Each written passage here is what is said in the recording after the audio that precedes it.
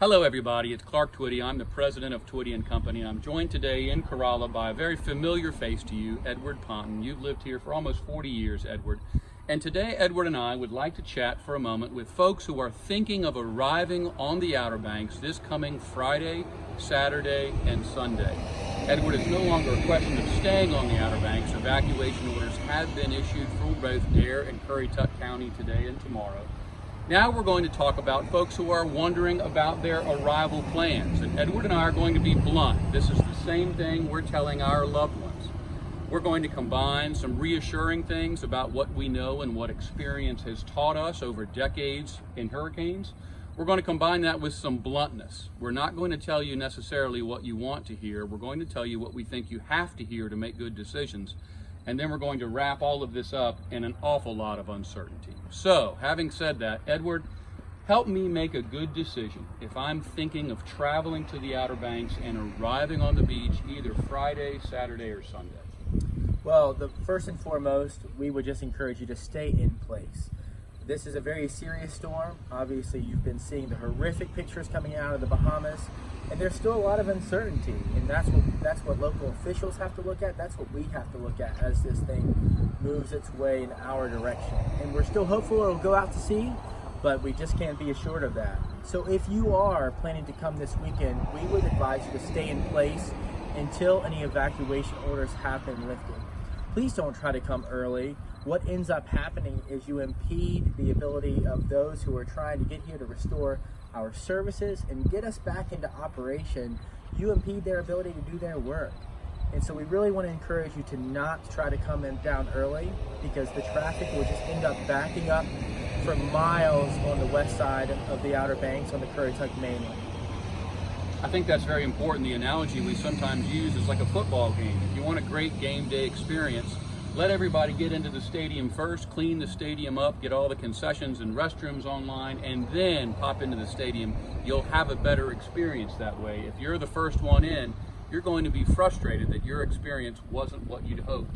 And the Outer Banks situation will not be unlike that in the event of a hurricane. Edward, for our multi-week guests who may be here for several weeks and are leaving and planning on coming back, we do not recommend leaving anything in a home, simply because we're making the assumption that the home does not have any damage. If the home did have damage for some reason, your belongings are at risk. The way to minimize that risk is take everything with you, even though it's a little frustrating to do so. Edward, anything else to talk about when the evacuation order may be lifted? Is it good to speculate on that? No, we do not speculate on that. We as local residents really don't speculate on that. We cannot, we as residents or as a company cannot control access to the Outer Banks. So we are literally in the same position that you all are. And those of us who evacuate, we end up just having to wait around wherever we evacuate to until that evacuation order is lifted. So it's really not wise for us to speculate, and we've just learned over a long, hard number of years to not do that. And the frustration there is we can't make everybody happy, but that's not our intention in a hurricane. Our intention is to keep everybody safe. And the frustrating component of an evacuation is it's in place until it's not. There's never a timeline about when an evacuation order may be lifted, so it's tough to plan for. So the responsible answer is stay in place until it's lifted and travel at that time. Whether your check-in day is Friday, Saturday, and Sunday, stay tuned to all of our videos on social media, Facebook, twitty.com. Edward, I know your videos are always exceptionally valuable. We'll be here when we're able to, and it's safe, and we look forward. The good news is, normally these storms take all the weather out with them, and we're hoping for a sunny week next week. Yes, these storms require a lot of energy. And so in my lifetime, every storm we've ever had, the several days following a storm are just great and beautiful days, low humidity and clear blue skies. So we're looking forward to that next week, but we have some things we're going to have to be going through this weekend, and we're all preparing ourselves for that.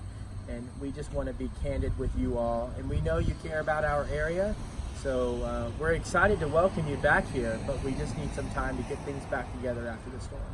Well said. We appreciate your business. We appreciate you taking the time to watch this video and stay in touch with us about your travel plans. We'll continue to be a resource to you in every way we possibly can. Again, stay safe. Don't travel until the evacuation orders for both Dare and Currituck have been lifted. Remember, you have to go through Dare County to get to Currituck County. So we have a little bit of a rub there that's unavoidable. It's just the nature of the beast. But that's a key to, they have to both be lifted for you to come back to the Outer Banks.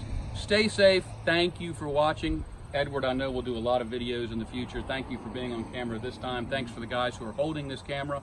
Let's go take care of our families, and let's go keep the folks in the Bahamas and Florida in our prayers. They're dealing with a terrible storm right now, and our hearts and prayers go out to them. Thank you. We'll see you on the Outer Banks.